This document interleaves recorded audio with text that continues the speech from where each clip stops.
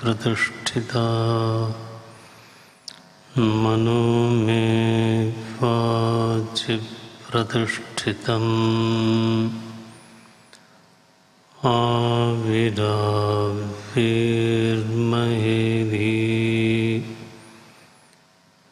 वेदस्य माण्यस्थः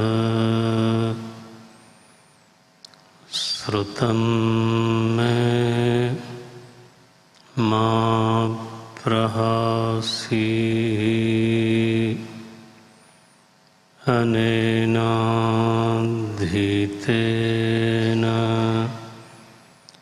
अहोरात्रान् संदधामि श्रुतं वदिष्यामि सत्यं वदिष्यामि तन्माम् अवतु तद्वक्तारमवतु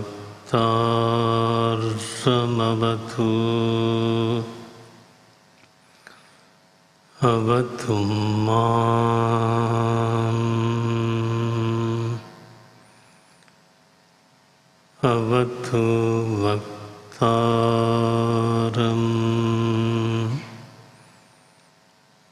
अवतु वक्तारम्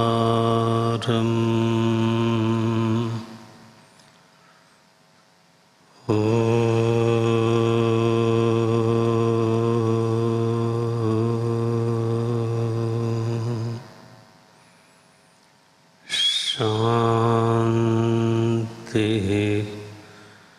शांति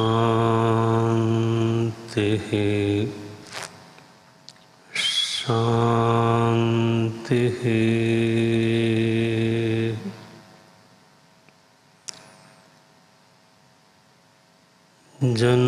जन्माद्यस्य यतोऽन्वयादितरतः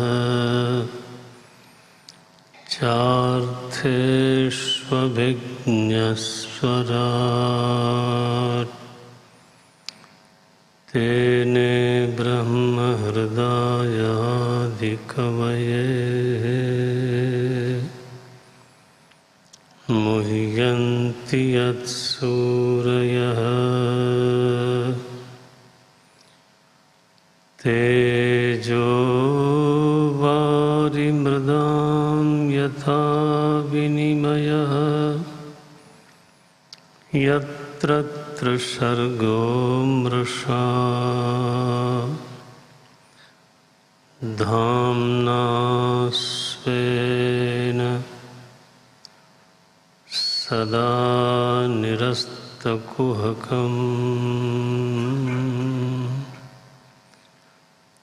सत्यं परं धीमहि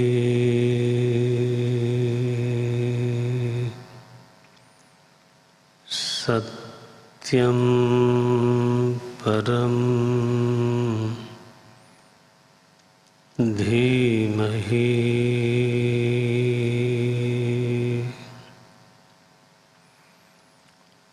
प्रपन्न पारिजाताय स्तोत्रवेत्रैकपाणये ज्ञानमुद्राय पवित्राय कृष्णाय गीतामृतदुहे नमः। अज्ञानतिमिरान्धस्य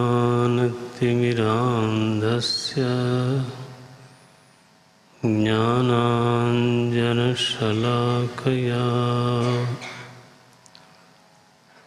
चक्षुरुन्मीलितं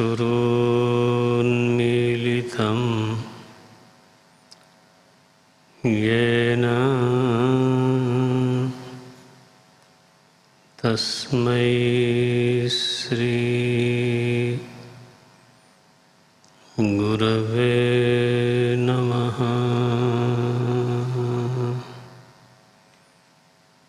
तस्मै श्री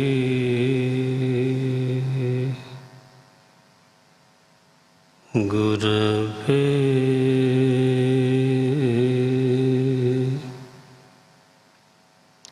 नमः।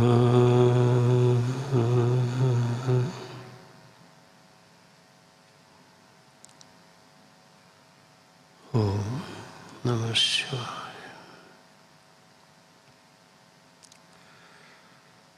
पाराशर्य महाभाग भवतः कच्चिदात्मना परितुष्यति शरीरं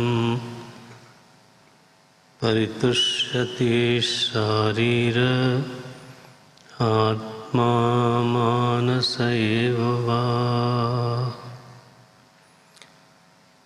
आत्मा मानस एव वा। महादेव।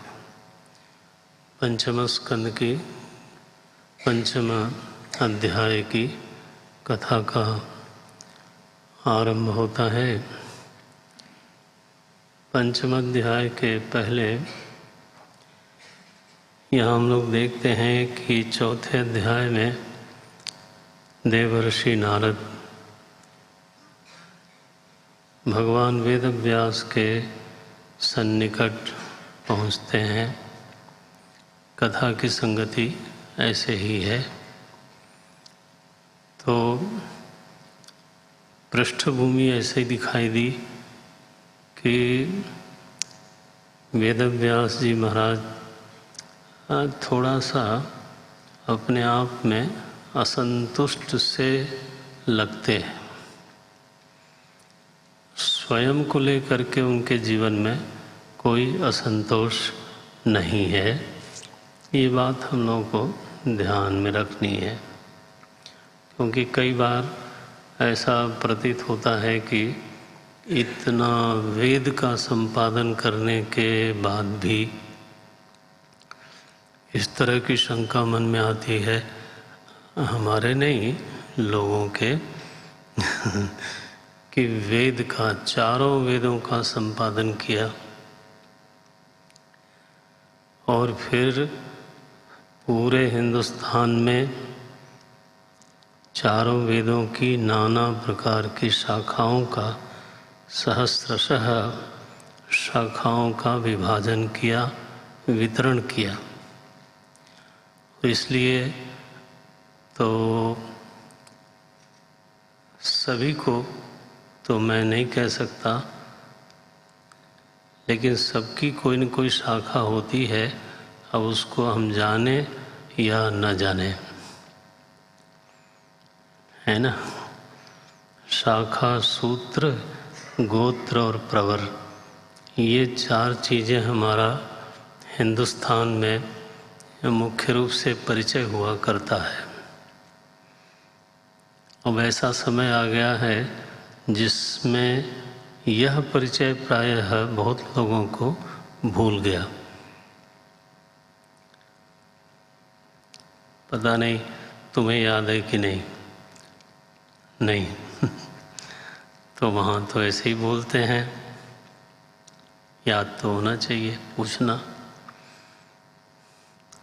दक्षिण में ऐसे बोलते हैं, अभिवादय, कान पकड़ते हैं दोनों, और फिर गोत्र, शाखा, सूत्र, प्रवर का उच्चारण करके फिर प्रणाम करते हैं। ऐसी उनकी परंपरा है, अभी जीवित है। शायद हमारे यहाँ भी यही परंपरा थी, उत्तर भारत में भी, क्योंकि ऐसा पढ़ने में आया कि जब भगवान परशुराम जब जनक जी की सभा में गए तो जितने राजा थे, चाहे डर के मारे ही क्यों न हो, तो पितु समेत कही कही निज नामा, लगे करन सब दंड प्रणामा। तो वहाँ पिताजी के नाम के साथ अपना नाम ले ले करके सभी लोग दंड प्रणाम, दंड है, दंडवत प्रणाम देख उधर रहे हैं और प्रणाम इधर कर रहे हैं। ये जो प्रणाम है ना, ये बड़ी विचित्र विधि है तो ये पता नहीं प्रणाम कर रहे हैं कि अपमान कर रहे हैं तो वो नहीं, लगे करन सब दंड प्रणामा। तो ऐसा लगता है कि हमारे यहाँ भी तो विधि तो यही थी। वैसे ये जानना चाहिए, मेरे कहने का प्रयोजन ये है कि थोड़ा जानना चाहिए। 4 चीज़ें हैं, शाखा, सूत्र, गोत्र और प्रवर। तो हमें तो महाराज जी ने ही एक बार पूछ लिया। चातुर्मास में मैं वहाँ रहता था महाराज श्री के पास, तो वहाँ एक दिन पूछ लिया और मुझे केवल गोत्र के अलावा कुछ मालूम नहीं था तो फिर पत्र लिखा, तो वहाँ से सब लिख के आया। बहरहाल अब तो मालूम है, लेकिन जब गोत्र ही बदल गया, सन्यास जब हुआ, तो पता नहीं क्यों ऐसी बातें मुंह से निकल रही हैं। जब सन्यास हुआ और तो गोत्र बदल गया। अब हमारे पंडित जी जब कभी संकल्प कराते हैं, है ना, सुब्रमण्यम शास्त्री, तो वो बोलते हैं अच्युत गोत्रोत्पन्न, ऐसा बोलिए तो अच्युत गोत्रोत्पन्न तो विवर्तवाद है। अच्युत से तो कोई उत्पन्न ही नहीं हो सकता, ये तो सीधा सीधा विवर्त है पकड़ में आया ना। तो ऐसे बुलवाते हैं, तो वहाँ तो अगोत्री हो गए। वो तो ठीक है, व्यवहार दशा में चाहे जो हो, लेकिन अब तो मूल परिचय यही है। तो भगवान वेदव्यास का ही ये अद्भुत चमत्कार है, चारों वेदों का लेखन संपादन करना गणेश जी के द्वारा, और फिर शाखाओं में पूरे हिंदुस्तान में वेद की शाखाओं का वितरण कर देना। इसके बाद 18 पुराण लिखना। उनका स्मरण करता हूँ कृतज्ञता पूर्वक और अतिशय आदर पूर्वक, क्या कहें, भगवान के ही अवतार हैं वो तो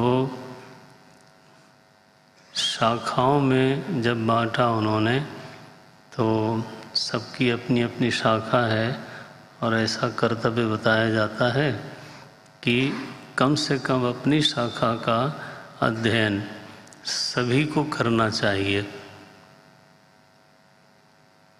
ठीक है। और जो हमारी शाखा के अध्यायी विप्र वृंद हैं, वेदज्ञ ब्राह्मण हैं, तो उनका सहयोग करना चाहिए, जिससे कि हमारी शाखा तो जीवित भी रहे, हरी भरी भी रहे, प्रदीप्त रहे। तो ये प्रयास भी होना चाहिए।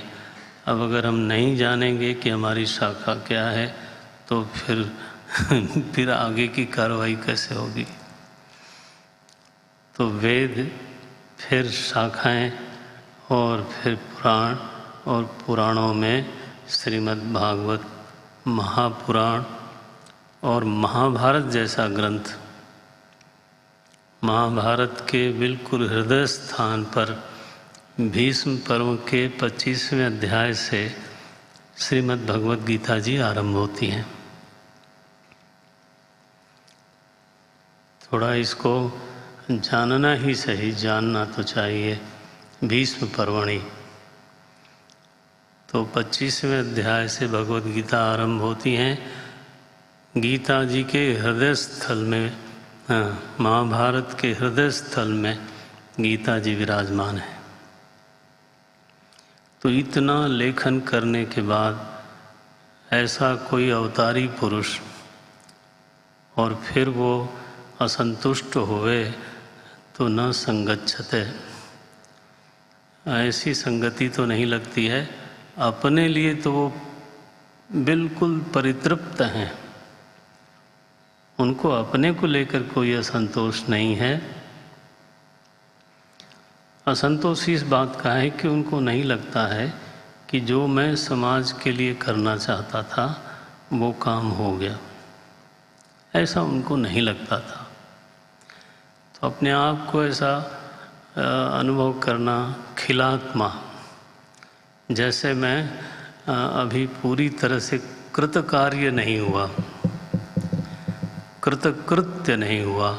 यत् किंचित कृत्यम मया तद न कृतम, जो मेरे द्वारा करणीय था वो अभी मैंने पूरा नहीं किया है, ऐसा उनको अनुभूति होती है। इतना ग्रंथ लिखने के बाद, शाखा प्रशाखा में वितरण करने के बाद, महाभारत जैसा ग्रंथ लिखने के बाद, इतने पुराण लिखने के बाद भी आश्चर्य होता है ना। हमारे शास्त्रों में, परंपरा में ऐसे महापुरुषों, पुरुष तो नहीं अवतारी थे, तो इन लोगों को हमारे यहाँ बोलते हैं कारक पुरुष। ये तो कुछ विशेष प्रयोजन से ही अवतार लेते हैं। तो व्यास जी कोई मनुष्य नहीं है, आप भागवत के आरंभ में ही देख लेना, आपको मिल जाएगा। लेकिन फिर भी खिलात्मा ऐसा लिखा है। जब नारद जी महाराज पहुँचे तो देखिए, नारद जी कौन हैं? ऋषियों में देवर्षि भी होते हैं। हाँ, नारद जी देवर्षि हैं। मनुष्यों में तो ऋषि, महर्षि, ब्रह्मर्षि इत्यादि होते ही हैं, लेकिन यहाँ ऋषियों में दशमः तत्र नारदः, यही ना। तो मरीचि आदि जो 9 ऋषि हुए, तो 10वें जो ऋषि ब्रह्मा जी के साक्षात मुख से उत्पन्न हुए, ब्रह्मा जी के मानस पुत्र के रूप में उत्पन्न हुए, अयोनिज हैं। अयोनिज हैं। उनमें जो 10वें प्रजापति हुए वो प्रजापति नहीं कहलाए। मरीचि तो प्रजापति हैं, लेकिन नारद जी प्रजापति नहीं कहलाए, क्योंकि उन्होंने प्रजा का विस्तार नहीं किया। ऋषि प्रज्ञा से धनी थे, तो उनके लिए कहा गया, भागवत में ही कहा गया, दशमः तत्र नारदः। 10वें हैं, उनका नाम है देवर्षि नारद। वो जब उपस्थित हुए, जिज्ञासोपहित चेतन के संदर्भ में ऋषि, ज्ञान स्वरूप ऋषि एकदम प्रकट होता है। ऐसा भागवत में एक बार नहीं, बारंबार आया है। अगर किसी के हृदय में सचमुच में जिज्ञासा हो, थोड़ा वेदांत की भाषा बोल दी, साधक जो है उसका अंतःकरण जिज्ञासा से उपहित हो, सचमुच में उपहित हो, जिज्ञासा से संपन्न हो। किसी को देखा और फिर बुद्धि में खुजली हुई और प्रश्न करने लग गए, वो समझाना चाहिए। कोई बाहर निकलने पर मुझे जाना है, तो प्रश्न करने की विधि नहीं है, तो समझाना चाहिए। बालक है, समझाना चाहिए। शास्त्रों में इसको मना किया गया है। ना पृष्ठम कश्चित ब्रूयात, शास्त्र में लिखा ना पृष्ठम कश्चित ब्रूयात न अन्यायेन पृष्ठमपि। हाँ, या फिर अविधि पूर्वक कोई प्रश्न करे तो उसका उत्तर भी नहीं देना चाहिए। शास्त्र की कुछ मर्यादाएं हैं, तो हम उसको इग्नोर करते हैं, इसलिए कि बड़े लोगों की गलती है। क्या? क्योंकि जिसको सिखाना चाहिए था उसने, ठीक है ना, जिसको सिखाना चाहिए था उसने नहीं सिखाया तो ठीक है। अच्छा तो यहाँ तो भगवान वेदव्यास को देखिए, नारद जी जैसे ही पहुँचे हैं उत्थान दिया उन्होंने। तम अभिज्ञाय सहसा प्रत्युत्थाय आगतम मुनिः। देवर्षि नारद जैसे ही पहुँचे, आप सोचिए, चमत्कार ही है ना। प्रजापतियों का जो जितने मानस पुत्र हैं ब्रह्मा जी के, वो सब प्रजापति हैं, लेकिन उसमें एक ऋषि हैं और वो भी देव ऋषि है। देवानाम यो ही ऋषि ही सदेवर्षि ही नारदः। उनकी कितनी कमाई होगी पूर्व जन्म की, पूर्व जन्म की कितनी कमाई होगी कि वो जन्म लेते हैं ब्रह्मा जी का मानस पुत्र होकर के, और वो भी प्रजापति होकर के नहीं, देवर्षि होकर के जन्म लेते हैं। अद्भुत है। तो देखो, तम अभिज्ञाय सहसा प्रत्युत्थाय आगतम मुनिः पूजयामास विधिवत। ये शब्द लिखा, विधिवत पूजयामास। भगवान वेदव्यास विधिवत नारद जी की पूजा करते हैं। वैसे तो उनकी पूजा सुरपूजितम, देवता भी करते थे। और फिर जब सुख से बैठ गए नारद जी, अथ तम सुखमासीनम उपासीनम बृहच्छ्रवाः देवर्षि प्राह। देवर्षि ने पूछा, किससे पूछा? व्यास जी से। उनके लिए क्या लिखा? विप्रर्षि ही। क्या अद्भुत है। हमारा तो यही रस है। अब व्यास जी को क्या बोला जा रहा है? विप्रर्षि। देखें, देवर्षि प्राह विप्रर्षि वीणा पाणे स्मयन्निव। और थोड़ा मुस्कराते हुए, रूखे मुख से नहीं पूछा, स्मयन, मुस्कराते हुए प्रश्न किया। पाराशर्य, अरे ऐसा नाम लिया, देखो पिताजी का नाम के साथ नाम लिया, पाराशर्य। कह सकते थे व्यास जी, लेकिन नहीं, क्या बोलते हैं? पराशर के बेटे। अधिकार है इसलिए ऐसा बोला। आश्चर्य होता है भागवत जी की जब पद पद पढ़ते हैं, एक एक शब्दों के साथ जब एक रमण भगवान दे देते हैं।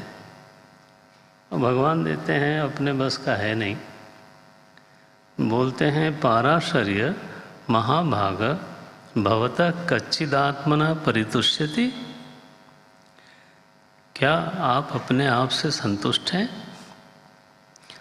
आप अपनी कृतियों से संतुष्ट हैं? आपका शरीर ठीक, आत्मा ठीक, मन ठीक?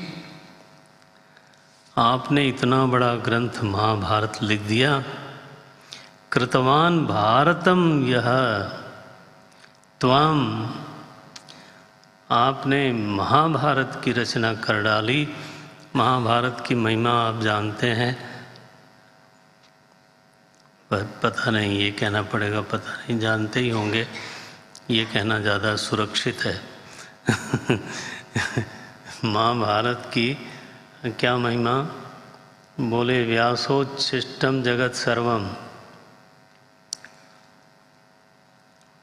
कहा गया महाभारत की रचना होने के बाद कहा गया कि भगवान वेदव्यास ने समस्त शास्त्रों को और जो भी कल्पना मनुष्य और ऋषि कर सकते थे उसको झूठा कर दिया।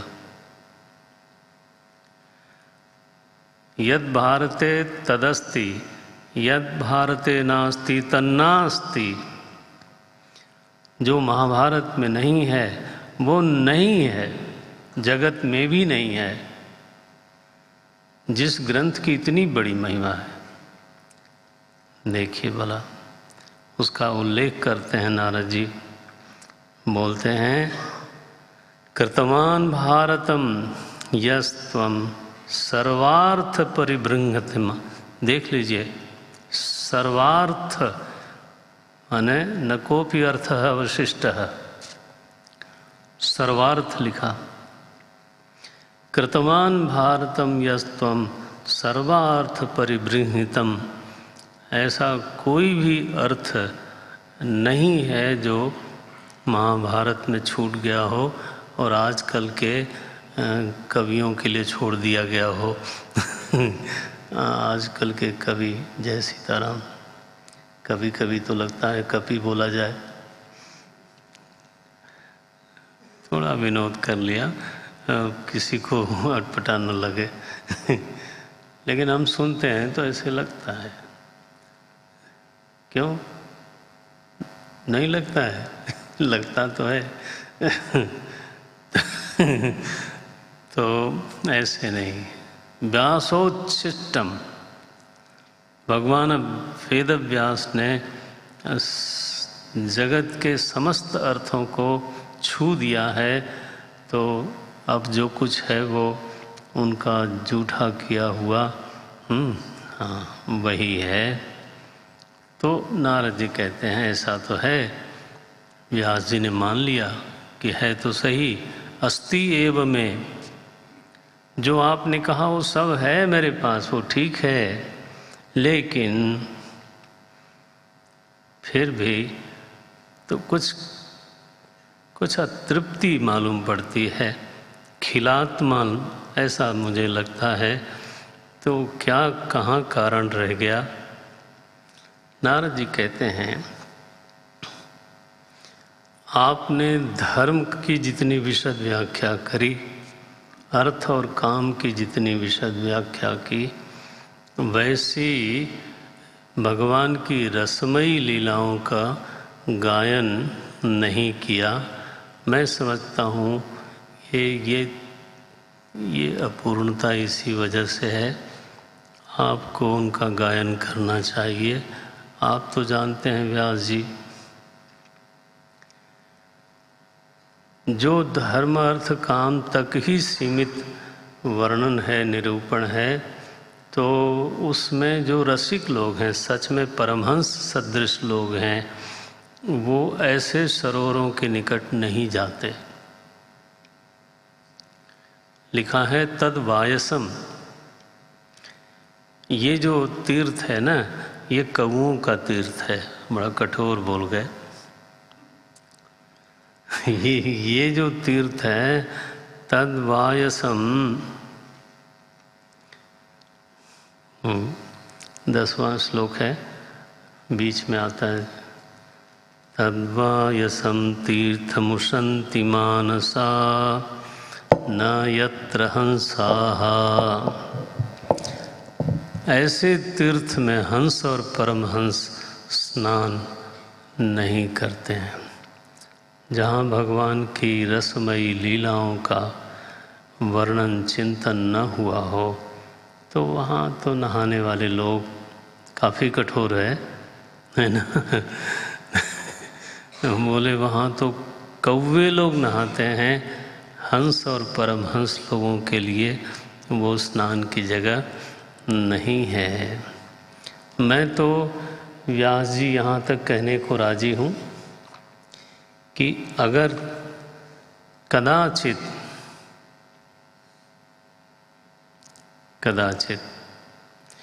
अगर किसी को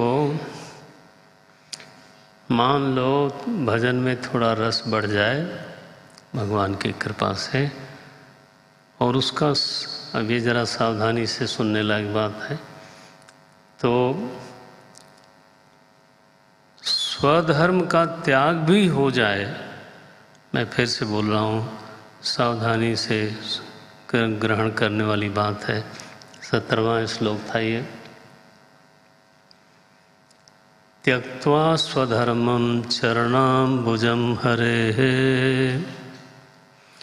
भगवान के चरणाम्बुजों में रमण करते हुए स्वधर्म का त्याग हो गया, मान लीजिए। ये श्रीमद् भागवत है भाई। तो बोलते हैं अगर स्वधर्म का त्याग भी हो जाए भगवान के चरणों में रमण करते हुए तो उसकी कोई हानि नहीं होगी, ऐसा बोलते हैं। भजन अपक्व, अगर मान लीजिए कि बीच में ही उसका शरीर पूरा हो गया, अपक्व, भजन का परिपाक नहीं हुआ और आयु पूरी हो गई, तो भजन न पक्व अथ पतेत, पतेत माने शरीर पूरा हो जाए, अथ पतेत, अगर शरीर पूरा भी हो जाए तो ततो यदि यत्र क्व वा अभद्रम अभूत, उसकी कभी कोई हानि नहीं हो सकती। भजन करते हुए, अब इसमें एक चीज़ जोड़ दी उन्होंने, स्वधर्म का त्याग करके भी भगवान के चरणों का भजन करते हुए यदि उसका शरीर पूरा हो जाए और भजन का परिपाक न होवे, भजन अभी अपक्व है और पतित, शरीर पतित हो गया, गिर गया, पूरा हो गया, तो बोलते हैं, नारद जी का ये वचन है, कहते हैं फिर यत्र क्व वा अभद्रम अभूत, तो फिर कौन सा अभद्र उसके जीवन में आएगा? कोई अभद्र नहीं आ सकता। भजनानंदी है ना कठिन, भजनानंदी स्वधर्म का त्यागी, ऐसा बोलना पड़ेगा ना। भजनानंदी हो, लेकिन शर्त ये है, भजनानंदी हो, भले स्वधर्म का त्याग कर चुका हो, कर दिया हो, तब भी उसका कोई अभद्र होने वाला नहीं है। यहाँ महिमा किसकी कही? भजन की। बोलते हैं, क्व वा अभद्रम अभूत अमुष्य किम को वा अर्थः आप्तः अभजताम स्वधर्मता। ऐसे बोलते हैं कि अगर कोई स्वधर्म का खूब निर्वाह करे तो भी उसका कौन सा बड़ा लाभ हो जाएगा। नारद जी तो यहाँ बिल्कुल दूसरे मुद्रा में दिखाई देते हैं, क्योंकि गीता जी में स्वधर्म स्वधर्म स्वधर्म बहुत वर्णन आया, लेकिन यहाँ भागवत जी हैं। ये भागवत भगवान की प्रधानता से ग्रंथ है ना, धर्म नहीं, भागवत धर्म की प्रधानता से है। तो बोलते हैं को वा अर्थः आप्तः, कौन सी बड़ी चीज कर लेगा वो? केवल स्वधर्म का पालन करने से कौन सा तीर मार लेगा, यह अभिप्राय है। और अगर कोई स्वधर्म का त्याग हो भी जाए और भजन में रमण होने लग जाए और पूरा भजन न पके तो भी उसकी कोई हानि नहीं होने वाली है। ये श्रीमद् भागवत है। यहाँ भागवत धर्म की प्रधानता है, यहाँ लोक धर्म की प्रधानता नहीं हो सकती। वाह! इसलिए तस्यैव हेतो प्रयतेत कोविदः, तो जो कोविद लोग हैं फिर वो उसी हेतु से प्रयत्न करते रहते हैं। सुख दुख जीवन में आता रहता है, आता रहे। तल्लभ्यते दुख वदन्त्यतम सुखम, जैसे प्रारब्ध के बल से, प्रारब्ध के वेग से आने वाले दुख को हम नहीं रोक सकते। कोई रोक सकता है? प्रारब्ध के वेग से आने वाले दुख को मैं नहीं रोक सकता, मेरे संगी साथी नहीं रोक सकते, मेरे सगे संबंधी नहीं रोक सकते। तो जो दुख को नहीं रोक सकता, क्योंकि उसके पीछे प्रारब्ध का वेग है, तो उसी तरह से उसी प्रारब्ध के वेग से सुख को भी कोई नहीं रोक सकता, चाहे आपके लाख विरोधी हों। देखो बोल देते हैं दुखम सुखम भी तल्लभ्यते, दुखवत ये उपमा है, सुखम अपि लभ्यते, सुख भी प्राप्त करता ही है। कैसे? दुखवत संस्कृत का आनंद है जरा। दुखवत, दुख को उपमा बना दिया। सुखमपि लभ्यते एव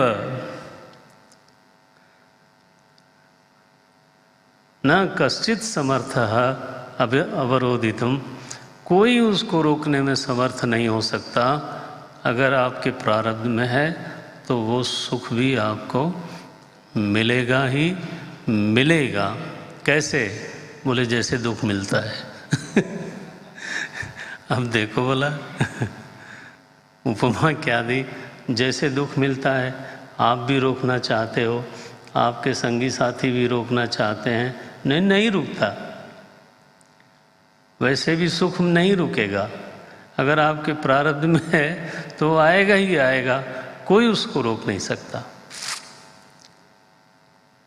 नारद जी का ऐसा उपदेश है। बोलते हैं इसलिए व्यास जी, आप तो मैं ये कहूँगा कि भगवान की ललित लीलाओं में डूब जाइए, उनका गायन करिए। सबसे बढ़िया बात यही है। मैं आपको अपनी कथा सुनाऊंगा। नारद जी आज अपनी कथा सुनाते हैं। नारद जी को श्राप लग गया था असल में ऋषियों का। पूर्व में पृष्ठभूमि ये है। एक बार ऐसा हुआ कि ये नारद जी गाते बहुत अच्छे थे, गाते थे, बजाते थे, बहुत बढ़िया। तो ऋषियों ने कहीं संकीर्तन में बुलाया, तो ये जो गाने वाले लोग हैं महाराज, थोड़ी देर तक तो मान लो गाते हैं, इसके बाद फिर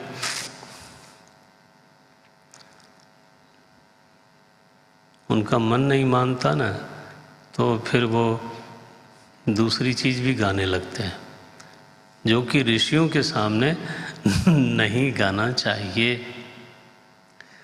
तो जब वो दूसरे ढंग के गीत गाने लग गए तो ऋषि लोग रुष्ट हो गए कि बताओ हमारे सामने ऐसा करता है। तो ऋषि लोग रुष्ट हुए, उन्होंने श्राप दे दिया। तो उसके कारण से नारद जी एक दासी के यहाँ उनका जन्म हुआ। तो पृष्ठभूमि ये थी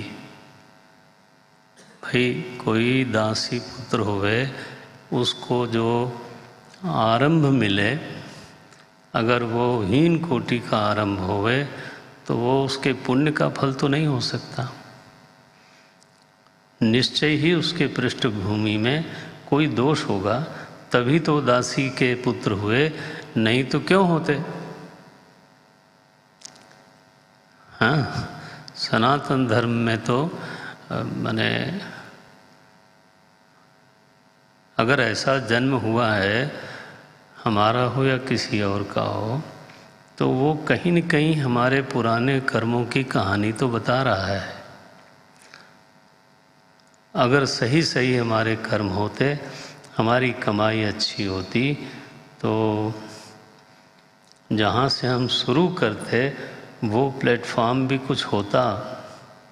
भगवान ने गीता में कहा शुचि नाम, ये तो लिखा है, शुचि नाम श्रीमताम गेहे योग भ्रष्टो भी जायते। योग मार्ग पे चलते चलते शरीर पूरा हो जाए कदाचित, तो ऐसा जो जीव है वो, हमारे गुरुदेव अंग्रेजी में उसका अनुवाद करते थे, he will take the birth in the family of clean rich. Clean बीच में लगाते थे क्योंकि शुचि नाम शब्द लिखा है। नॉट ओनली रिच फैमिली, अरे भाई rich family is not the प्रमाण, क्लीन रिच। भगवान ने बोला है शुचि नाम श्रीमताम। केवल श्रीमताम बोलते तो बात दूसरी थी, लेकिन वहाँ क्या लिखा, शुचि नाम श्रीमताम गेहे योग भ्रष्टो अभिजायते, योग भ्रष्ट अभिजायते, ऐसा परिवार मिलता है। यानी you get this platform to start. या फिर अथवा योगिनामेव कुले भवति धीमताम, और या तो फिर कोई योगी ही होगा जिसके यहाँ आपका जन्म होगा। तत्र तम बुद्धि संयोगम लभते पौर्वदेहिकम। आहा, हम गीता पढ़ें तो प्रभु की कृपा है, वहाँ भी रस आता है, यहाँ भी रस आता है। रस यहीं आएगा और कहाँ आएगा, ये कौओं वाले तीर्थ में नहीं। यहाँ तो बोल दिया उन्होंने वायसम तीर्थम, नहीं नहीं वहाँ नहीं। बोलते हैं तत्र तम बुद्धि संयोगम लभते पौर्वदेहिकम यतते च ततो भूयः संसिद्धौ कुरु नंदना। ये है जन्म जन्म की कथा में आज का जन्म पिछले जन्म की कहानी भी बताने वाला होता है। इसका निषेध नहीं किया जा सकता। तो दासी के पुत्र हुए थे। नारद जी स्वयं बोलते हैं अहम पुरातीत, 23वां श्लोक आया, अहम पुरातीत भवे भवम मुने दास्यास्तु कस्याश्चन वेदवादिनां निरूपितो बालक एव योगिनां शुश्रूषणे प्रावृषि निर्विविक्षताम्। तो अहम पुरा पिछले पिछले कल्प की बात है। वेदव्यास जी पिछले पिछले कल्प की बात है कि एक बार मेरा जन्म एक दासी के यहाँ हुआ था और वो गांव में चातुर्मास करने संत लोग आए हुए थे, उनका सत्संग चलता था। तो वहाँ निरूपितः बालक एव योगिनाम, मुझे वहीं पर नियुक्त कर दिया गया उनकी सेवा में। मैं तो बहुत छोटा सा बालक था। तो उनकी शुश्रूषा करता था और उनका प्रसाद, है ना, उनका प्रसाद पा लेता था। जीवन में मेरे उस समय कोई चांचल्य नहीं था। दानतः इंद्रियां मेरी संयमित थी। ते मई अपेत अखिल चापलेर्भके, माने जो चापल्य है ना, वो मेरे जीवन में नहीं था। छोटा बच्चा था तो चापल्य होना चाहिए था, लेकिन नहीं। ते मई अपेत अखिल चापलेर्भके, तो ऐसा जो छोटा सा बालक मैं था, दानते, मेरी इंद्रियां बिल्कुल संयमित थीं। अधृत क्रीडन के अनुवर्तिनी, अब मैं बहुत ज़्यादा खिलवाड़ में रुचि नहीं रखता था, शांत रहता था। तो जो वहाँ संत लोग आए हुए थे, मेरा ऐसा रहन सहन देख करके, हालांकि मैं बहुत छोटा बच्चा था, रहन सहन देख करके तो चक्रु कृपाम, मेरे ऊपर उनका हृदय द्रवित हो गया। अब देखो, चक्रु कृपाम यद्यदि तुल्य दर्शना, तो ये जो लोग थे, समदर्शी लोग थे, उन्होंने ये नहीं देखा कि ये बहुत धनी घर का लड़का नहीं है, यही ना तुल्य दर्शना।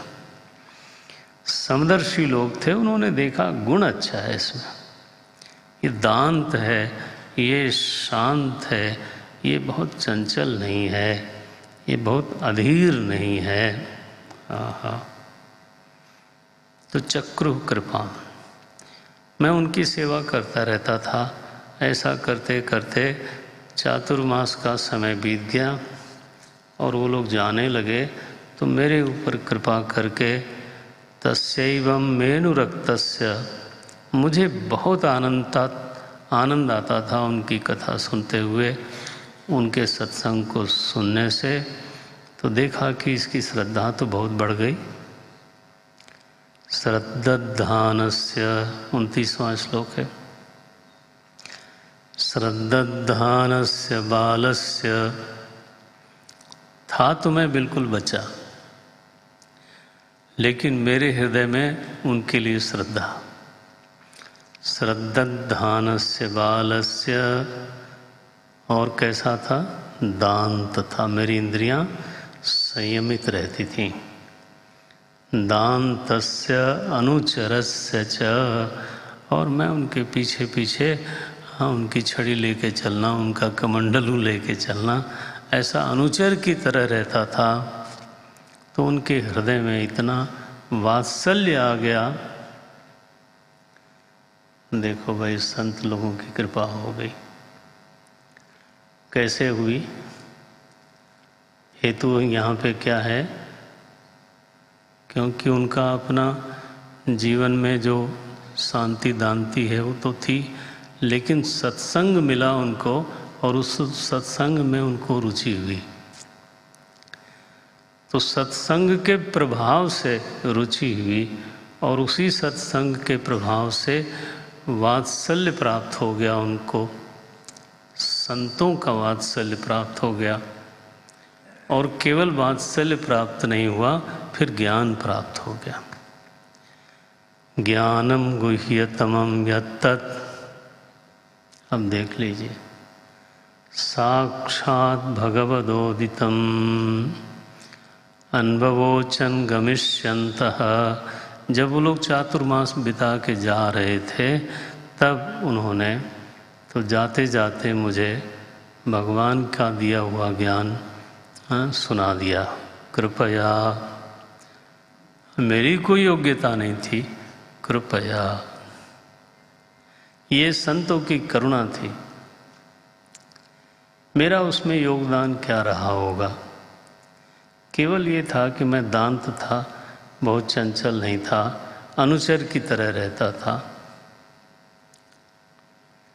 शांति से बैठ के सुनता था, और सुनते सुनते भगवान की कथाओं में, उनकी लीलाओं में, उनके ऐश्वर्य में मन रमने लग गया।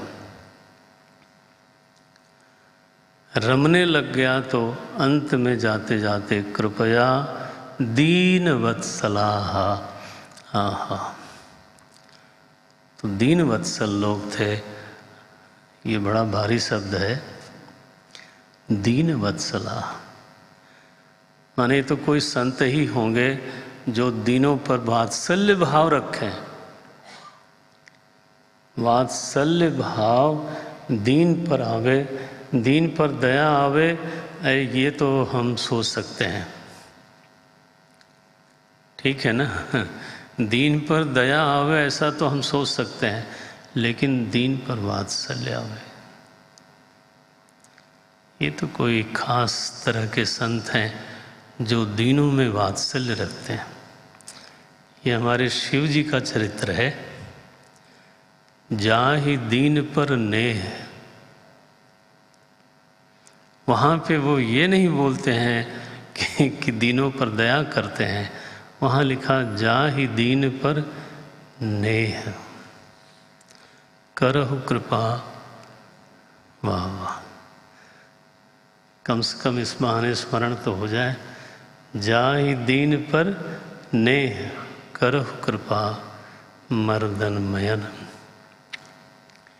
नेह करने वाले, और यहाँ भी क्या विशेषण दिया है, कृपया दीन वत्सला। दीनों पर वात्सल्य करने वाले, ऐसा स्वभाव रखने वाले जो महात्मा लोग थे, वो तो उन्होंने गुह्य ज्ञान दिया, जाने लगे। अंत में उन्होंने मंत्र दिया, दीक्षा दे डाली। मेरी उम्र छोटी सी, लेकिन मुझे दीक्षित कर दिया। मंत्र दिया चतुर्व्यूहात्मक, वो लिखा 37वें श्लोक में। इसी मंत्र का जप करने लगे बाद में नारद जी। ये मंत्र ही है, चतुर्व्यूहात्मक मंत्र के नाम से प्रसिद्ध है। नमो भगवते तुभ्यम, एक बार चाहे तो आप दोहरा दें। नमो भगवते तुभ्यम वासुदेवाय धीमहि प्रद्युम्नाय अनिरुद्धाय नमः संकर्षणाय च। तो भगवते वासुदेवाय एक ये हैं, और बलराम जी संकर्षणाय, प्रद्युम्न जी 3 हो गए, और चौथे हैं अनिरुद्ध। इसको हमारे शास्त्रों में चतुर्व्यूहात्मक मंत्र कहा जाता है। 6ठे स्कंद में महाराज चित्ररथ, तो उनको भी यही मंत्र बाद में दिया गया था, जिससे कि वो विद्याधर पद को प्राप्त हुए थे। तो यहाँ नारद जी को ये मंत्र मिला, दीक्षा हो गई, और काल के चलते उनकी माता जी का देहावसान हो गया बीच में। वर्णन यहाँ बहुत सुंदर है, लेकिन मैं थोड़ा आगे बढ़ना चाहता हूँ। तो ये लोभ भी है, दोनों ओर चलती है गाड़ी। मन होता है पूरा पढ़ा जाए, मन होता है नहीं थोड़ी आगे भी चला जाए। तो उनका बीच में शरीर पूरा हो गया। वो तो एकमात्र तो अपने उस छोटे से बालक के लिए ही सोचा करती थी, लेकिन सोचने से होता क्या है, एक दिन वो गाय धोने गई थी और वहाँ सांप ने छू लिया और उनका शरीर पूरा हो गया। तो हमारे नारद जी की प्रतिक्रिया बड़ी विचित्र है। नारद जी को लगा कि अच्छा, तो शायद यही भगवान की इच्छा है, तो यही सही। वो रोए नहीं, कोई विलाप नहीं किया, नहीं, बोले भगवान की इच्छा है यही, तो यही सही, ठीक है। और फिर महाराज वो चल पड़े घर छोड़ करके। कोई ऐसी जगत बांधने वाली थी भी नहीं, तो जंगल में चलते चलते चलते चलते तो पहुँचे हैं वहाँ घोर जंगल में लिखा यहाँ स्वतंत्रा न कल्पा आसीत योगक्षेम ममेच्छति। वो जो हमारी माता जी थी वो केवल मेरा ही योगक्षेम लेकर के सोचती रहती थी, लेकिन अब उनका शरीर पूरा हो गया तो अहम च, वो छठे अध्याय में हम प्रवेश कर गए। अहम च तद ब्रह्म कुले उषिवांस तद अपेक्षया। तो जब वो लोग चले गए तब फिर अब हम वन में गए, और वन में भी विजन वन में गए। थक के चूर हो गया मैं, परिश्रांत इंद्रियात्मा हम, इंद्रियां थक गईं, मेरा शरीर थक गया। तृटपरीतो बुभुक्षित, गिर पड़ा मैं और भूख से व्याकुल था। स्नात्वा, तब मुझे एक सरोवर मिला, स्नान किया, पीत्वा जल पिया और नदी के तट पर बैठ कर के थोड़ा श्रम दूर हुआ और फिर हमने जप करना शुरू किया। भगवान का जो ध्यान हमें संतों ने बताया था, उस ध्यान में मन धीरे धीरे धीरे धीरे रम गया। बड़ा कठिन है, बुभुक्षिता है, फिर भी गतश्रमः लिखा। स्नान करने से और जल पीने से उनका शरीर थोड़ा सा ताज़ा हो गया और वो रोज़ ध्यान करते हैं। करते करते एक दिन सनई ही मैं क्या ध्यान करते हुए देख रहा हूँ कि हमारे आराध्य परमात्मा बिल्कुल हमारे हृदय में प्रकट हो रहे हैं। ध्यायतस 17वां श्लोक है, पढ़ने लायक है, पढ़ना चाहिए। ध्यायतश्चरणां भोजम भावनिर्जित चेतसा औत्कंठ्याश्रुकुलाक्षस्य हृदय आसीन में मेरे हृदय में बैठे हुए परमात्मा सनई ही, पहले धुंधला धुंधला सा दिखा और लेकिन इसके बाद धीरे धीरे एकदम खिल गया उनका रूप रंग। सनई ही हरि ही, और हमारे हृदय में परमात्मा की जिस तरह से अनुभूति हुई तो मैं अपने को भूल गया। ध्येय का भान नहीं रहा और ध्याता का भी भान नहीं रहा। ये नारद जी की बाल्यावस्था का ये हाल है। थोड़े ही दिन तो हुए थे। लिखा प्रेमाति भर निर्भिन्न पुलकांगोति निर्वृतः आनंद संप्लवे लीनः ना पश्यम। मुझे दिखाई नहीं दिया। क्या नहीं दिखाई दिया? उभयम मुने, ध्येय भी नहीं मालूम पड़ता था, ध्याता भी नहीं मालूम पड़ता था। इसको निर्विकल्प बोलते हैं। ज्ञानम अद्वयम, यही तो है। तो नारद जी को ऐसा अनुभव हुआ कि अब तो बस केवल प्रभु हैं, ध्येय नाम की कोई चीज़ दूसरी नहीं है, ध्याता भी नहीं है, ध्याता का भी लोप हो गया। लिखा आनंद संप्लवे लीनः उभयम लीनः, आनंद सागर में मेरा हृदय डूब गया। ध्याता और ध्येय दोनों का अभान हो गया। रूपम भगवतम या तत् मनः कांतम शुचापहम, अपश्यन, मैंने दर्शन किया। इतनी कम आयु में मैंने दर्शन किया। अपश्यन, सहसा, सहसा देखा हो। और फिर थोड़ी देर में उन्होंने अपना रूप समेट लिया। मैं तो आतुर विह्वल हो गया। तब आकाशवाणी हुई, हंत हंत, ये 22वां श्लोक। हंत, भाई सुनो, खेद की बात है कि अभी तुम्हारे हृदय में जो कषाय है वो गया नहीं है, अभी समय लगेगा। मैंने दर्शन इसलिए दे दिया कि तुम्हारी श्रद्धा परिपुष्ट हो जाए।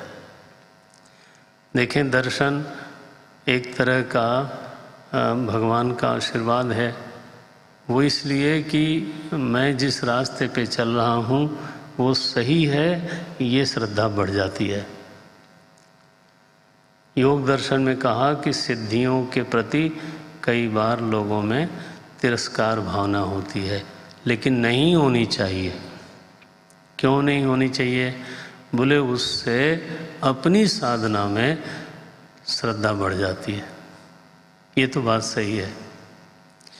आपको सिद्धि नहीं चाहिए वो ठीक है, लेकिन मेरा रास्ता सही है तभी तो सिद्धि आई।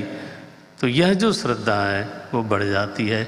इसलिए विभूति पाद का पूरा विस्तार से वर्णन किया महर्षि पतंजलि ने, नहीं तो वर्णन ही क्यों करते।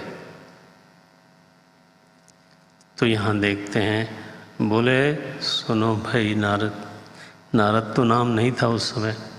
हंत अस्मिन् जन्मनि भवान माम द्रष्टुम इहार्हति। इस जन्म में आप, भगवान शब्द बोल रहे हैं, भगवान भगवान आपको भगवान बोलते हैं, आपको, तुमको नहीं कहा। अस्मिन् जन्मनि भवान, इसी जन्म में आपको मेरा दर्शन फिर से तो नहीं होगा। क्यों नहीं होगा प्रभु, हमारा क्या अपराध? बोले अपराध नहीं है, अविपक्व कषायाणाम, तुम्हारे कषाय में अभी पूरा निर्धूत चेतस नहीं बना है, अभी थोड़ा कषाय बाकी है। अविपक्व कषायाणाम अहम दुर्दर्शः, कषाय बाकी हो तो मैं दुर्दर्श हूँ। दुर्दर्शः अहम, आगे बोल दिया कुयोगी नाम।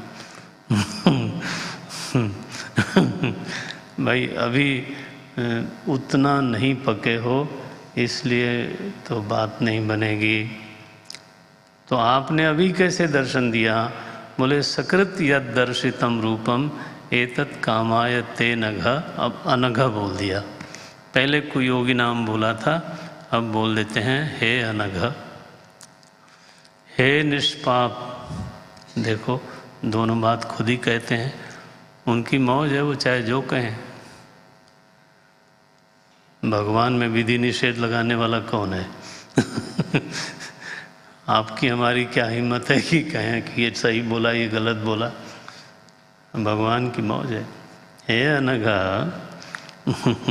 सकृत यद दर्शितम रूपम एतत् कामाय ते नघ, मत काम शनकै साधु सर्वान मुंचति हृच्छयान। धीरे धीरे तुम्हारे हृदय में तो सारे दोष निकल जाएंगे। फिर मैं और तीव्र साधना करने लगा, लेकिन इस बीच में महाप्रलय हो गई। नारायण, इसका भी ध्यान करना चाहिए। कई बार तो मैं ऐसा बोलता भी हूँ, मानता भी हूँ। ऐसा कहना बहुत गलत नहीं होगा कि ऐसा करता भी हूँ, करना भी चाहिए, ऐसा भी कहता हूँ।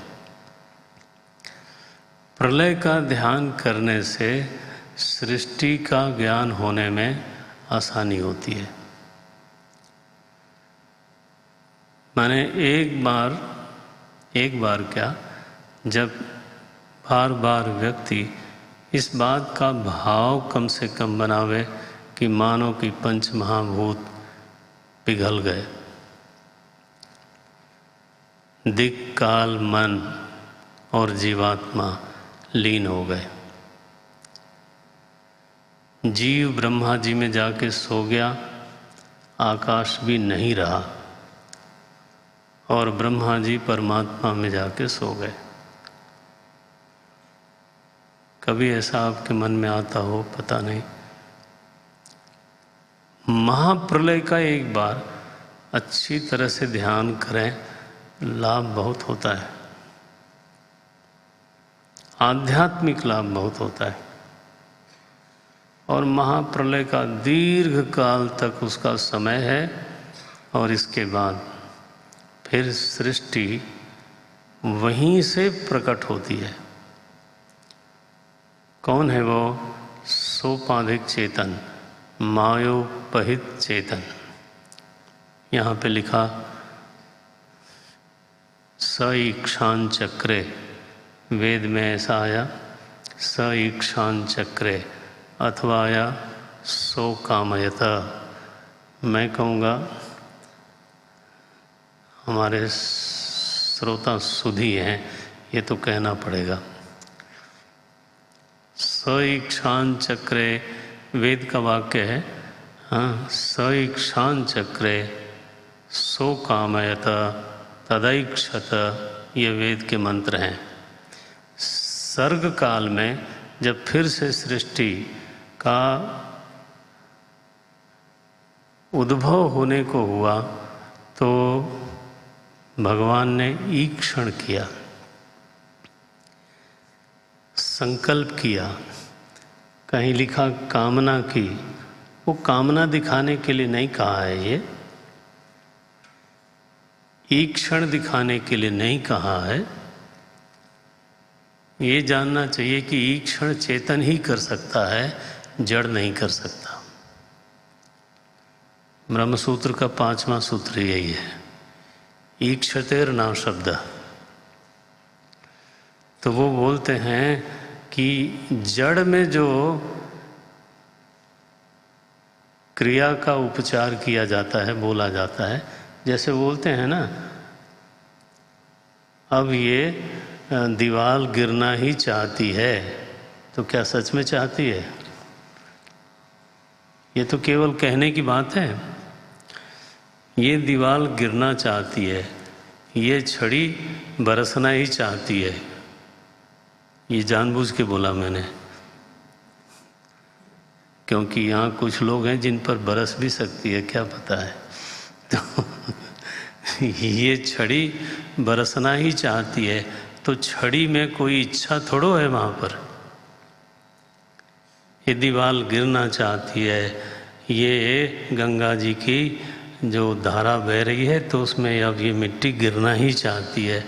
यहाँ जो ईक्षण है वो औपचारिक है, लेकिन सच में जहाँ ईक्षण होगा वो चेतन के बिना संभव नहीं है। तो जब बोलते हैं तदैक्षत, उसका अर्थ है कि जहाँ से सृष्टि निकली वो चेतन था। यही तो कामना बिना चेतन के नहीं हो सकती, तो इसलिए चेतन का उल्लेख करने के लिए ये वाक्य बोले जाते हैं। तो चेतन से सृष्टि फिर प्रकट होती है। फिर महत्तत्व, महत्तत्व से फिर अहंकार, अहंकार से फिर पांचों महाभूत, पांचों महाभूत से फिर पांचों महाभूत से 16 जो पदार्थ कहे जाते हैं, इंद्रियाणि दशैकम च पंचचेंद्रिय गोचराहा, माने पूरी सृष्टि कैसे धीरे धीरे धीरे धीरे फिर से व्यवस्थित हो गई, इसका ध्यान करना चाहिए। महाप्रलय का भी ध्यान करना चाहिए, हालांकि उसमें सामर्थ्य ज़्यादा चाहिए, सामर्थ्य ज़्यादा चाहिए। आप सोच लीजिए थोड़ी देर के लिए, एक क्षण के लिए, पृथ्वी तत्व को निकाल दीजिए पांचों महाभूत से। इसके बाद आपके जितने ज्ञान विज्ञान हैं और जितने आविष्कार हैं उनका क्या होगा आप सोच लो। एक तत्व पृथ्वी तत्व निकल जाए, बस इसके बाद छुट्टी सबकी। रेलगाड़ी चला के दिखाओ, चाहे बुलेट ट्रेन हो, कोई चलने के लिए नहीं बचेगा। पृथ्वी जल में विलय हो गई। एक को निकालने से ये हालत होती है। पांचों महाभूत निकालें तो फिर क्या बनेगा? पांचों में जब आकाश निकालें तो क्या बनेगा? आकाश कहाँ जाकर के विलीन होगा तो कैसा क्या होगा? कभी कोई ऐसा साधक हो गहरा जो इस तरह का भी ध्यान करता हो, और फिर समय आने पे सृष्टि जब उठती होगी तो कहाँ से उठती होगी? सृष्टि और प्रलय दोनों का ध्यान साधक को करना चाहिए। मैं बोल सकता हूँ इसका बहुत लाभ होता है। यहाँ इसका थोड़ा नमूना दिया नारद जी ने कि महाप्रलय हो गई, सारे जीव घनात्मक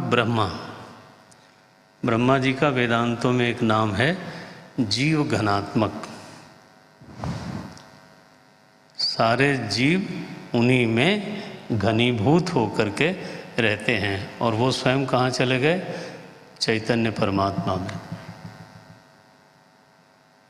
बस अब जब तक उनकी आयु है, माने लय की आयु है, फिर जब सृष्टि उदित होगी वहीं से होगी, और पहले ब्रह्मा जी आवेंगे और फिर मरीचि आदि प्रजापति होंगे, फिर नारद जी होंगे। तो नारद जी जो आए मानस पुत्र बन करके, अब कब? महाप्रलय हो चुकी थी, फिर महाप्रलय के बाद फिर सृष्टि शुरू हुई। उस सृष्टि में नारद जी 10वें प्रजापति के रूप में प्रकट हुए, ब्रह्मा जी के मानस पुत्र हो करके। तो पहले महाप्रलय तक जाओ, फिर वापस आओ।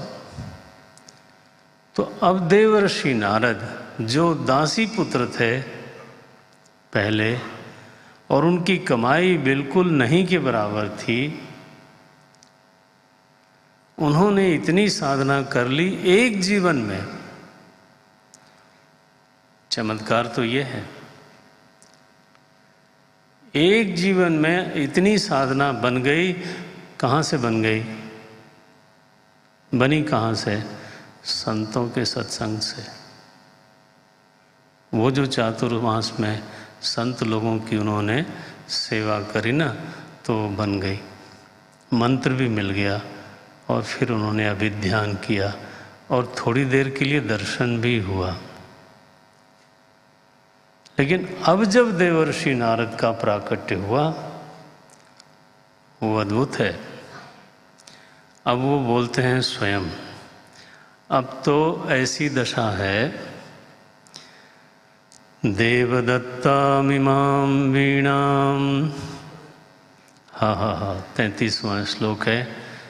देवदत्तामिमां वीणाम स्वर ब्रह्म विभूषिताम।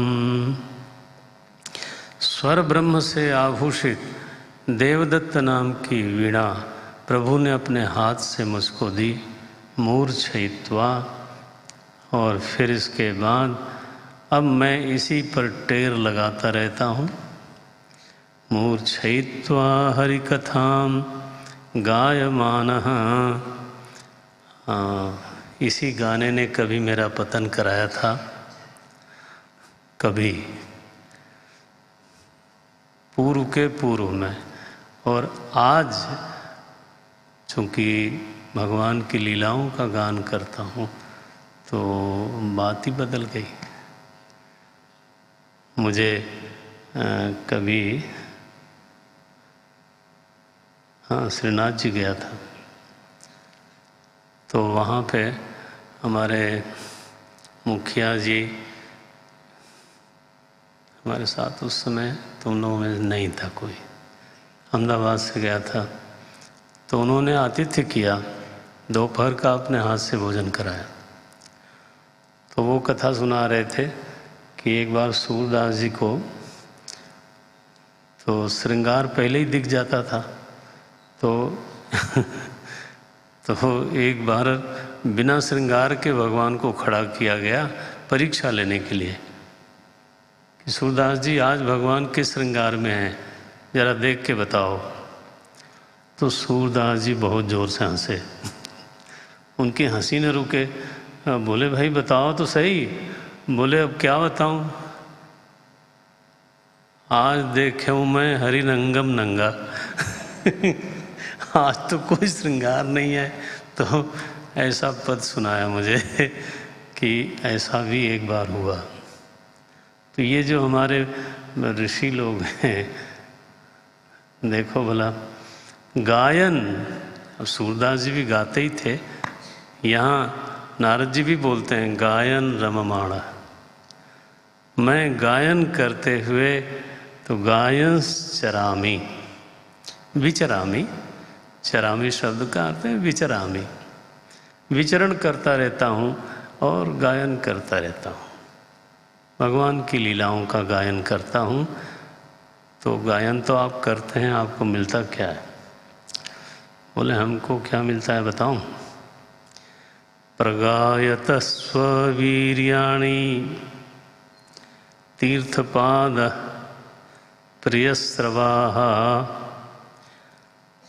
तो प्रियस्रवाः भगवान का यश, तो गाते गाते जब मैं विह्वल होता हूँ तो भगवान सामने खड़े हो जाते हैं एकदम से आके, आहूत इव, जैसे कि मैंने उनको बुलाया हो।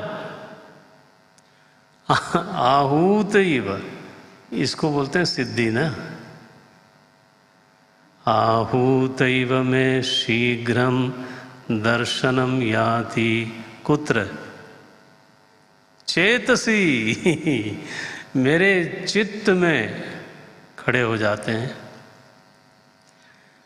मेरे हृदय प्रदेश में बिल्कुल विद्यमान होकर के मुस्कुराते हुए दिखाई देते हैं। आहूत ही वजह से मैंने बुलाया हो। ये हमारे नारद जी की कथा है। 2 अध्यायों में उन्होंने अपने बारे में ये चर्चा करी। फिर से एक बार पढ़ लेता हूँ। प्रगायत स्ववीर्याणि तीर्थपादः प्रियस्रवाः आहूतैव मे शीघ्रं दर्शनं याति चेतसी हृदये। हाँ, चेतसी माने हृदय। हाँ अच्छा, तो ऐसी ही हालत है आज तो हमारी। व्यास जी, मैं स्वधर्म का पालन करता होता तो पता नहीं मुझे क्या मिल गया होता। मैंने तो सत्संग किया, फिर भजन किया, और भजन में मेरा भजन पूरा पका नहीं था, ये खुद भगवान ने बोला। देखिए, अब फिर से स्मरण करें ना, खुद भगवान ने बोला कि तुम्हारा भजन अभी पूरा पक्को नहीं है, और इस बीच में प्रलय हो गई, लेकिन मेरा भजन तो वो बना रहा। भजन कभी नष्ट होता नहीं है, शरीर पूरा होने से नष्ट नहीं होता। जिसको लोग जड़ भरत के नाम से जानते हैं, मैं उनको कभी राजर्षि भरत ही बोलता हूँ। तो चलो, आपका परिचित शब्द है। जड़ भरत मृग में आसक्त हो गए, यही कथा है ना। जड़ भरत मृग में आसक्त हो गए, और फिर मृग मृगी के द्वार से हरिण बन करके उनका जन्म हुआ। लेकिन जो उनकी कमाई थी भजन की, वो नष्ट नहीं हुई। शरीर बदल गया, लेकिन ये नहीं कि शरीर बदल गया तो भजन नष्ट हो गया। इसलिए बात तो ऐसी है कि जितना हो सके, हाँ, आखिरी सांस तक थोड़ी न थोड़ी कमाई बढ़ा लेनी चाहिए। इधर उधर बेकार में आयु गंवाने से बेहतर है थोड़ी कमाई और, थोड़ी कमाई और। ये करना ही है और यही करने के लिए मनुष्य शरीर मिला है ना। तो देखो नारद जी ये कहते हैं, अंत में बोलते हैं इसलिए सर्वकर्म सर्वं तदिदम आख्यातम यद पृष्ठोहम त्वया नघ। मैंने जो कुछ कहना था मैंने बोल दिया। जन्म कर्म रहस्यम में भवतस चात्मतोषणम। आपके संतोष में ये हेतु बनेगा, आप निश्चिंत रहिए। एवं संभाष्य, नारद जी ने इस प्रकार से बोला। एवं संभाष्य भगवान नारद। अब बताइए नारद जी के लिए क्या बोला गया? भगवान। देवर्षि नारद तक तो हम लोग सुनते ही हैं, लेकिन यहाँ पे लिख दिया भगवान नारद। ओहो। एवं संभाष्य भगवान नारदो वासवी सुतम। वसुकन्या के पुत्र थे कृष्ण द्वैपायन, इसलिए उनको वासवी सुतम बोलते हैं। हाँ, वासवी सुतम आमंत्र वीणाम। बस वीणा बजाते हुए नारद जी तो चले गए। अहो देवर्षिर धन्य। तो साधुवाद है देवर्षि नारद को। उन्होंने व्यास जी को भी प्रेरित कर दिया भगवान की लीला कथा में। ध्यान किया है व्यास जी ने। सरस्वती में जल का स्पर्श करके आसन लगा के बैठे और उसमें फिर उन्होंने मन को प्रत्यगात्मा में स्थिर किया। फिर वहाँ से महत्तत्व में देखा, महत्तत्व की लीला क्या, फिर अहंकार की लीला क्या, फिर पंचभूत की लीला क्या। सारा प्रकरण है, इतना सुंदर है। पंचमहाभूत अष्टधा प्रकृति जिसको गीता जी में कहा गया, महाभूतान्य अहंकार बुद्धिरव्यक्तमेव च इंद्रियाणि दश। हाँ, वो सारी की सारी का यहाँ दर्शन अगर ध्यान से पढ़ेंगे तो मिल जाएगा। वो सब का सब हो गया। जब पूरा दर्शन देख लिया तब फिर ससंहिताम कृत्वा उन्होंने फिर भागवत जी की कथा लिखी और लिखने के बाद शुकम अध्यापयामास। सुखदेव जी महाराज को उन्होंने अध्ययन करवाया। सुखदेव जी महाराज, गाय दुहने में जितना समय लगता है उससे ज़्यादा ठहरते नहीं, तो इतनी लंबी कथा का अध्ययन करने के लिए सुखदेव जी कैसे खड़े रह गए, ये प्रश्न आता है। सूत जी ने कहा मत पूछिए। आत्मा रामश्च मुनयः। ऐसे मुनि जो इंद्रिया राम नहीं है, कहाँ आराम मिलता है उनको? आत्मा में ही। देखो क्या वाक्य है। आत्मा रामश्च मुनयः। वो तो महाराज न मन में रमते हैं, न बुद्धि में रमते हैं, न आनंदमय कोष में टिकते हैं। उनका रमण केवल और केवल कहाँ है? आत्मा में। ये संबोधन अपने आप में कितना अच्छा होता है। आत्मा रामश्च मुनयः निर्ग्रंथा अपि। सारी गांठें जिसकी खुल गई, निर्ग्रंथ हो चुके हैं, ऐसे ऋषि हैं जिनका रमण आत्मा में सिद्ध है। बाहर कहीं रमण करने की उनको आवश्यकता है नहीं।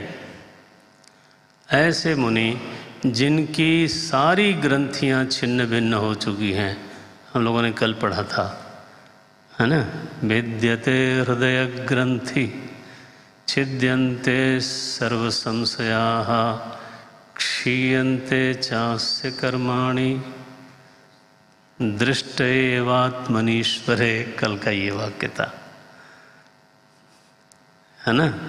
तो ये देखो, निर्ग्रंथ, हमारे महात्मा लोग रस लेते हैं, निर्ग्रंथ शब्द का अर्थ ऐसा भी करते हैं कि ग्रंथ से अतीत हो गए हैं, अब ग्रंथों की उनको ज़रूरत नहीं है, तो भी भगवान के लीला चरित्र इतने मधुर हैं।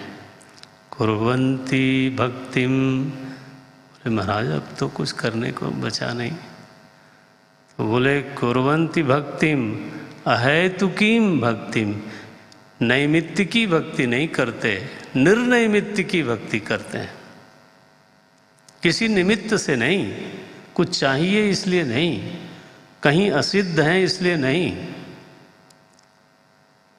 कहीं अतृप्त हैं इसलिए नहीं। देखो क्या विशेषण दिया, अहेतुकीम भक्तिम, कुर्वन्ति अहेतुकीम भक्तिम। क्यों करते हैं? बोले क्या करें, भगवान की लीला ही ऐसी है। इत्थम भूत गुणो हरि, भगवान के गुण ही ऐसे हैं कि वो अपनी ओर वो खींच लेते हैं। इसलिए सुखदेव जी महाराज टिक गए। व्यास जी जब बुला रहे थे, उत्तरेति तन्मयतयो तरवो विनेदु, तब तो नहीं आए, लेकिन जब भागवत जी के जरिए खींचा तो सुखदेव जी महाराज कहाँ जाएंगे। फिर उन्होंने पूरी भागवत पढ़ी, बाद में उन्होंने ही फिर भागवत परीक्षित को सुनाई, और मैं वहीं बैठा था, अनुमति लेकर के, आज्ञा लेकर के मैंने भी सुनी। यहाँ तक की ये कथा होती है। अब मैं इसको पूरा करता हूँ, क्योंकि 10 मिनट है तो इतने में आरती कर लेंगे, ठीक है ना। उधर देख के बोल रहा हूँ, चतुर्वेदी जी को देख के बोलूँगा तो गड़बड़ होगी तृप्ति तो हमें भी नहीं होती है, लेकिन क्या करें, समय सबका देखना होता है। राम राम। तो सप्तम स्कंद में हम हैं, ये बस ध्यान में रहे। सप्तम स्कंद से फिर कथा लगा देता हूँ साथ में, कि महाभारत का जो अवशिष्ट प्रसंग रह गया था वहाँ से शुरू करते हैं। और वहाँ अश्वत्थामा को जब बांध लिया अर्जुन ने, ले आया और द्रौपदी के सामने पटका कि रखो इसके सिर पर अपना पैर, तो द्रौपदी बोलती हैं, मुच्यताम मुच्यताम ब्राह्मणों नितराम गुरु, ये हमारा गुरु परिवार का है, नहीं नहीं नहीं, छोड़ दो छोड़ दो। इसकी माता को भी वैसा ही दुख होगा जैसा कि मुझे हो रहा है। बस इस तरह से तो जो परीक्षित, इसको हमारे भागवत के जो विद्वान लोग हैं, लोग रहे हैं, तो उन्होंने ऐसा कहा कि यह जो प्रकरण है 12वें अध्याय में, ये बोल दूं, ये वाक्य तो बोलना ही पड़ेगा 12वें अध्याय में महाराज परीक्षित का जन्म हुआ, और ये अध्याय चल रहा है 7वां। तो 5 अध्यायों में विषय तो जो है वो हम लोग पढ़ेंगे ही, लेकिन 5 अध्यायों में महाराज परीक्षित का वंश कैसा था, वो वंश शुद्धि कैसी थी। कोई एक्सीडेंटल जन्म नहीं हुआ था, ये उनकी दादी का चरित्र है ना। उत्तरा के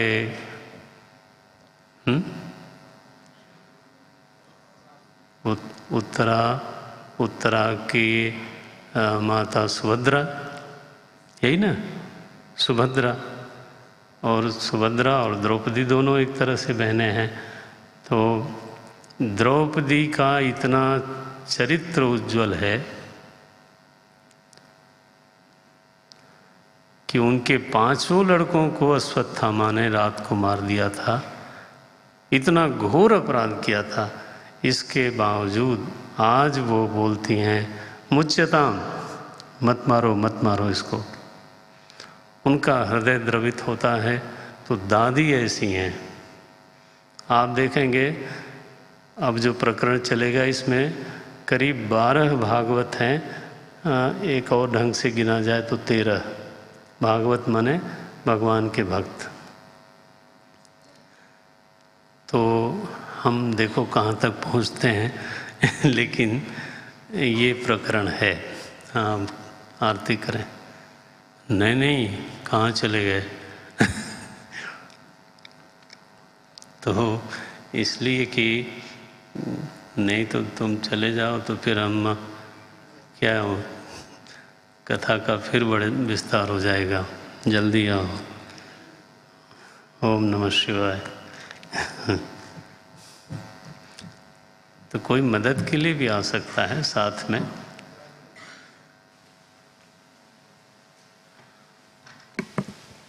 श्रीमती सोलंकी, उनसे भी आग्रह की कृपया अभी भी आरती के लिए आए। चलो भाई जाओ, आओ जल्दी से।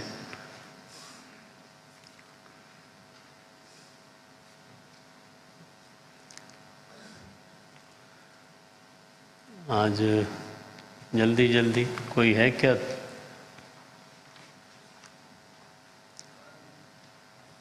आरती अति पावन पुराण की, धर्म भक्ति विज्ञान खान की।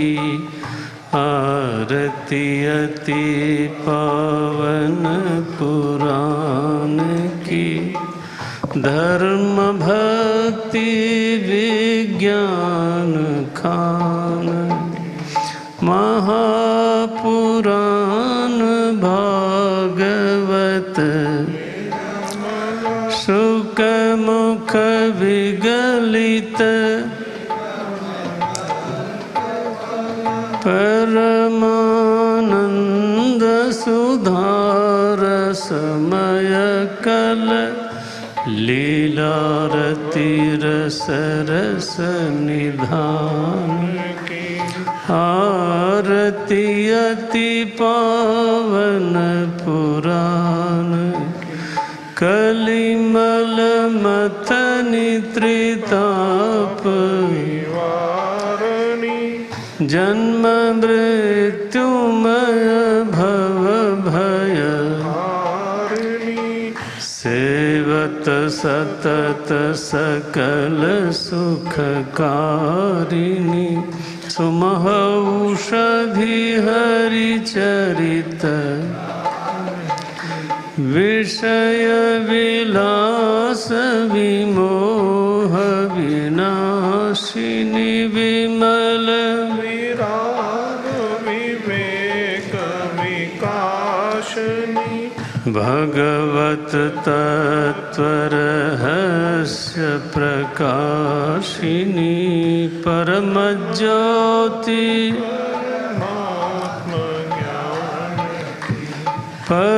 परमहंस मुनि मन उल्लासिनी। रसिक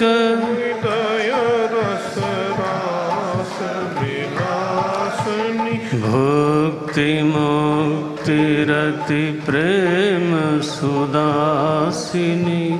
कथाय किंचन प्रिय सुजान की।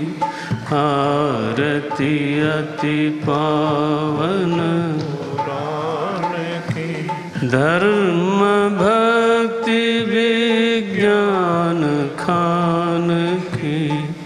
आरती अति पावन पुराण की, धर्म भक्ति विज्ञान खान की।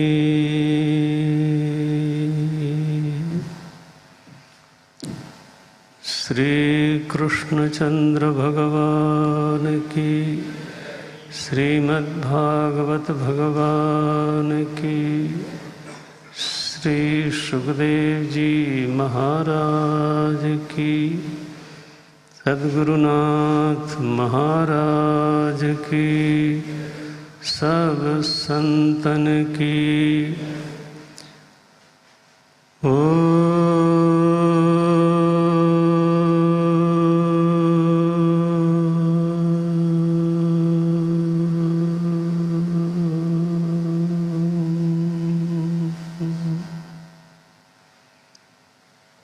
नमः पार्वती पतये हर हर महादेव।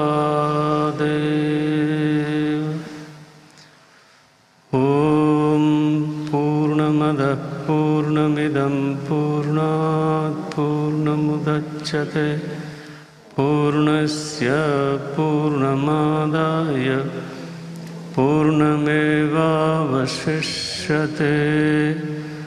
ॐ शान्ति शान्ति शान्तिः। हरिः ॐ। श्री गुरुभ्यो नमः। हरिः ॐ।